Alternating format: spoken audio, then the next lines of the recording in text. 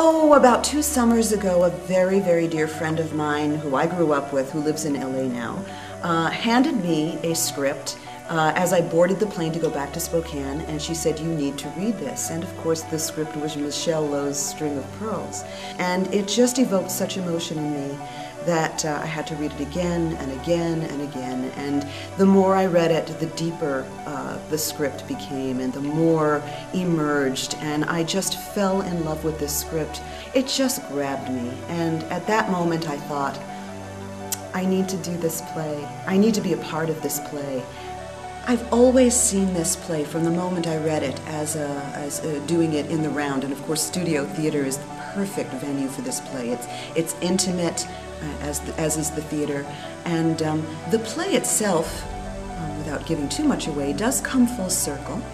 Of course, you have the icon of the pearl and the pearl necklace, and of course, what could be more round than that?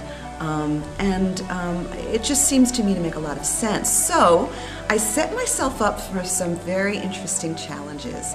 And lighting in the round is considerably different than lighting for a thrust or a proscenium. So that's where we have to start from. And the lighting is going to reflect the theme of the show, which also works with it being designed in the round, because we'll probably deal with pools of light which reflect the pearl theme and all that goes through the show. The show is very cyclical.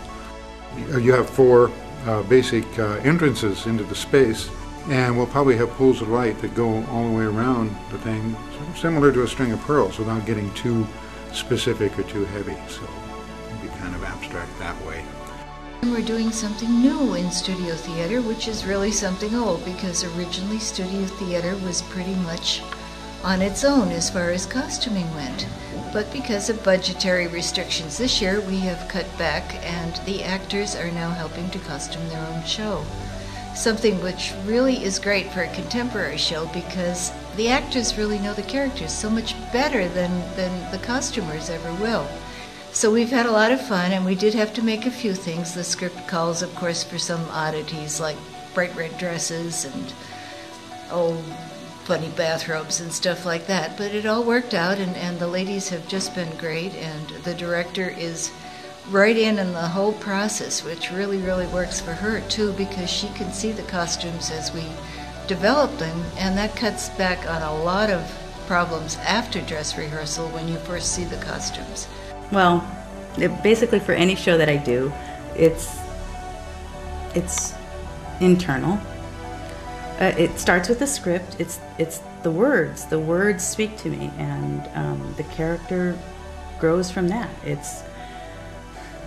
If I read through the first time and I get goosebumps or I start to tear up, then I know that that's the role for me. And then it builds from there.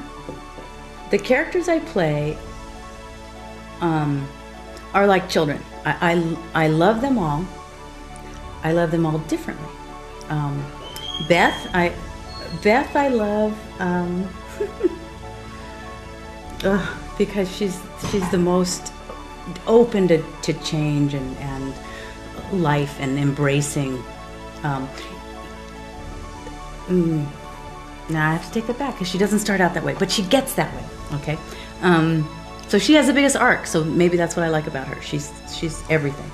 I have empathy for Helen. She's not my favorite person. I probably wouldn't be friends with her, but there are aspects of her that I appreciate and I love.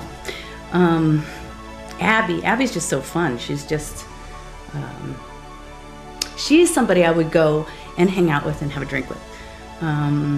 So those are my 3 main characters, and yeah, I love them all.